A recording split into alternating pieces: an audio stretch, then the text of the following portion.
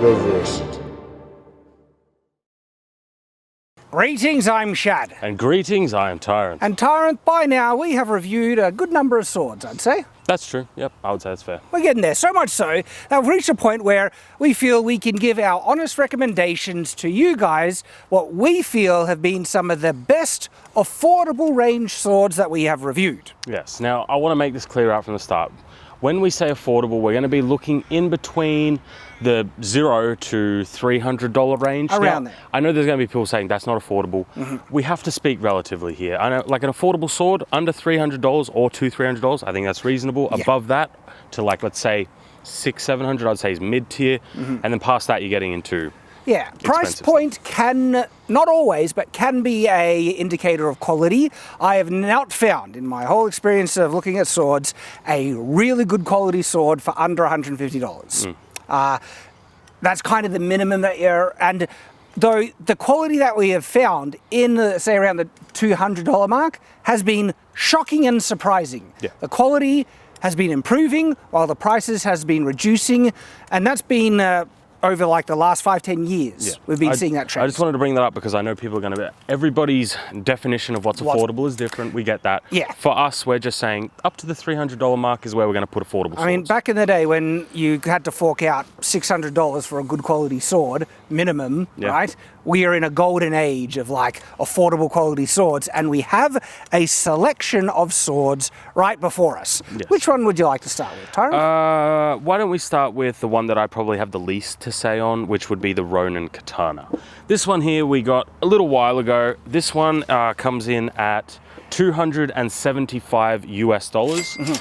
And I think it's a reasonable sword. There's nothing that stands out about it, but it's also not terrible. You're going to get what you pay for. It's plain and perfectly functional. The weight distribution and design is actually mint beautiful. Got a very distinct distal taper, which gives it a good balance. It is a sword that is a bit harder to find in terms of its type. It's essentially a two-handed falchion, although they list it as a medieval two-handed saber. Yes. Okay, so that's what you would need to look up if you're looking for this sword. We'll probably put links in the description for all these swords. Yeah, anyway. we have affiliate links. This one you can get through Cult of Athena, affiliate link in the description. But I have loved this sword. Like, it cuts beautifully, it handles beautifully. It's gorgeous, really affordable. It's one of those things where I think this is a bit more of a niche one, right? If you wanted like a single-edged sword, you're probably going to go for a katana. But if you want something a little bit more medievally, you know, something more falchion, okay, this is probably going to be a good bet at that price point for, you know, around about $275 US. Might be a little bit cheaper, might be a little bit more expensive. That goes for all of these swords, depending where you get them. That is an important caveat. The prices here do vary depending on which retailer you get it from. But if you want basically something that can cut as well as a katana, if you sharpen it up right, it's excellent. Yes. Okay? Which one did you want to go to next? Okay, let's jump to this one. All right. The Honshu single-handed broadsword. This is an interesting one that we're recommending because on the overall kind of rating we gave it on our scoreboard, it didn't rate the highest that some of these other swords did because of a fatal issue. Yes. Okay, there's a couple of caveats here. First off, they have a couple of different types. Usually when they do these Honshu ones, they also do a more historical. There's a historical forged version. This is the tactical grip version. They also have like a black PVD version where they like, you know, and the prices kind of vary a little bit between them. This one comes in at around $210 US. It can go up to 250, but I have seen even more expensive ones. But these are all in US dollars, by the way. So the blade on this I like. It's a 1060 high carbon. It's a good spring steel blade. That's what makes this sword sing and why you recommend it. I was shocked at how well the weight balance is on this. It's a heavier sword. It's 1.7 kilos for a sword that is both 1 to 2-handed, right?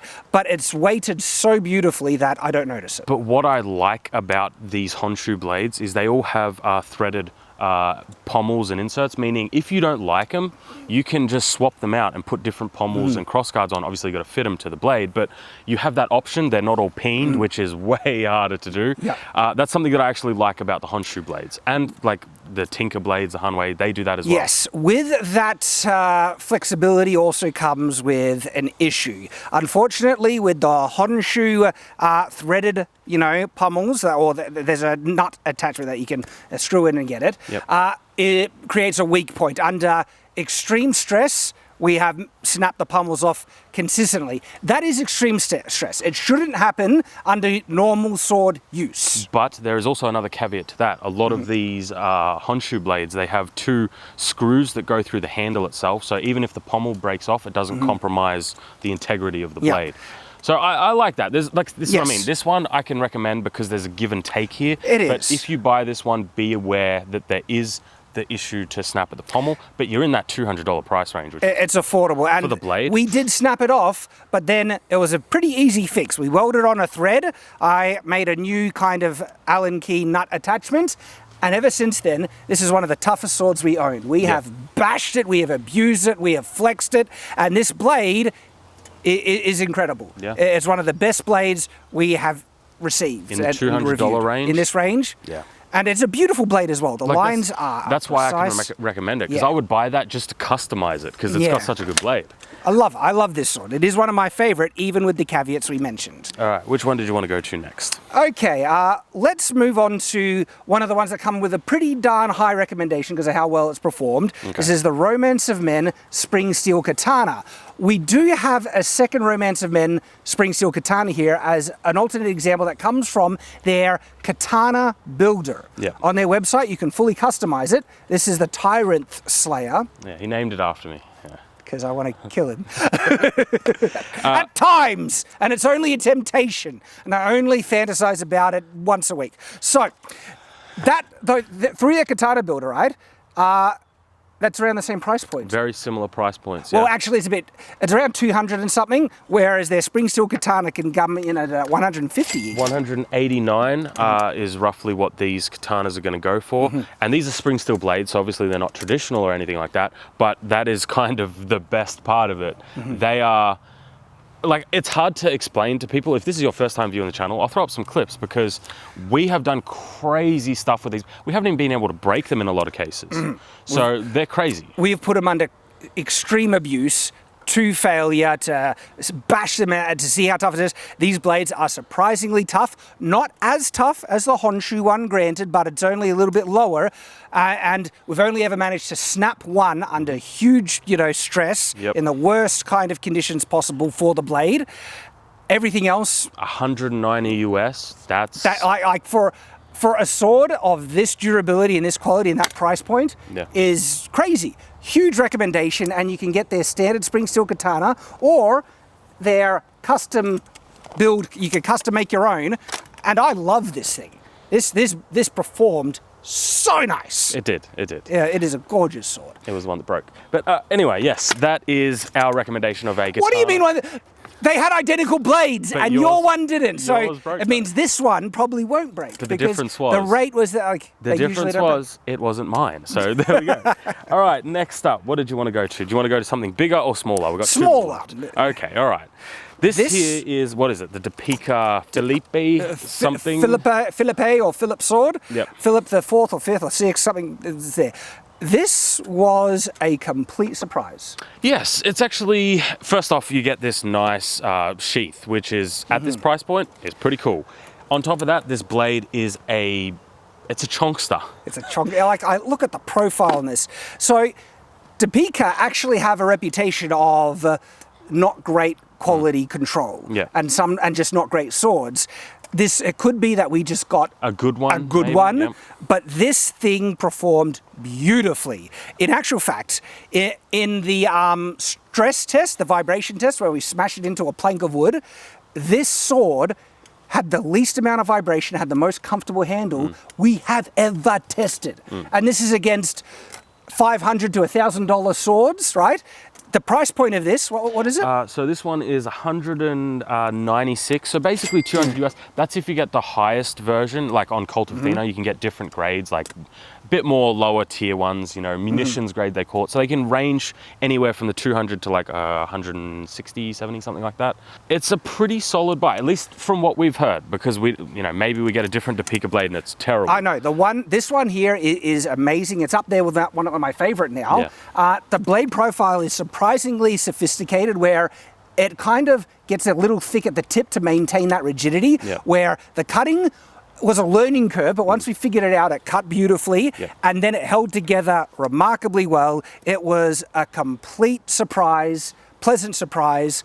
Comes with a huge recommendation because there's a great price point on it now. But like we said, this one comes with the caveat that maybe if you get one of these, it might not be the best. And the same with the Ronin Katana. However, these two here, we have gotten multiple of from the brand, and they've performed like identically. Romance of Men in particular, their consistent quality standard has actually been quite impressive. And so you can get this through the affiliate link for Cult of Athena, same with the Ronin Katana two-handed saber.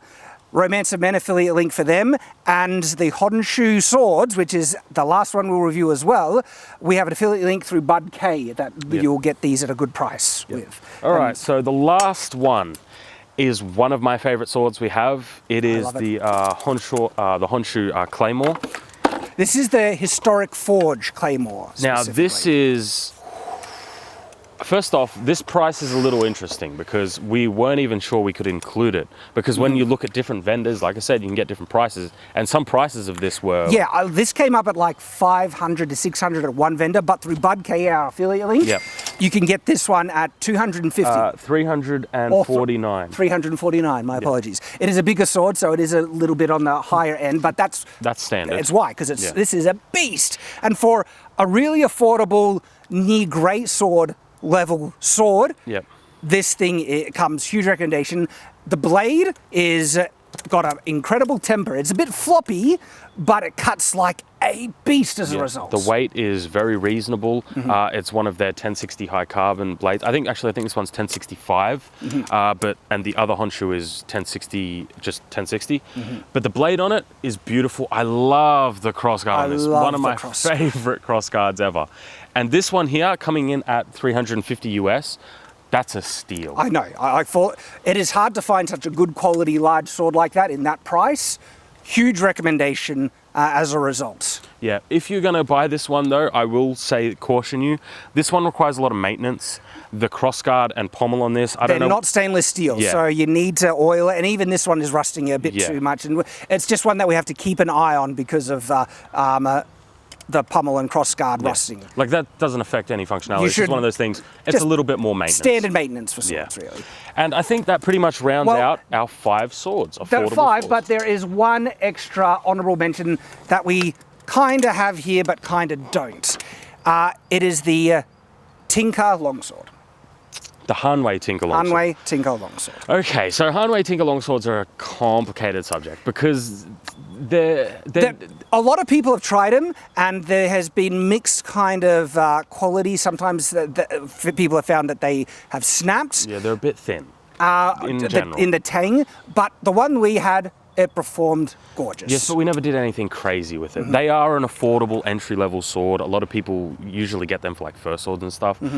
They're a little thin for my personal preference. I really liked it. The thinness wasn't an issue. The durability worked fine for what we were using. But we didn't... The tang is on the thinner end, which is... But one of the cool things about the Hanwei Tinker though is that there is a community, I'm pretty sure, of like custom fittings, which is really cool. Because you can get an Allen key and disassemble it. Same as the Honshu one. I haven't really seen any custom fittings for these, which I think would be awesome because the blades are sick. But anyway, so that pretty much rounds out our list. For the affordable range of swords, we do have another video that we're going to be showing about some of the mid-range swords we would recommend. So stay tuned to check that out. And you're really going to want to see us put these Romance of Men custom swords through the paces. We test them to destruction. Yeah. And it was fun, and you can see that these things are just beasts. Something we should mention, specifically the Spring Steel. The Spring Steel Romance of Men katanas is what we're talking about, because they do offer other metals. Yes. The Spring Steel one is the really good thumbs up one. Yeah, we recommend the Spring Steel blades specifically. So check out the Romance of Men katana build video. Hope to see you there.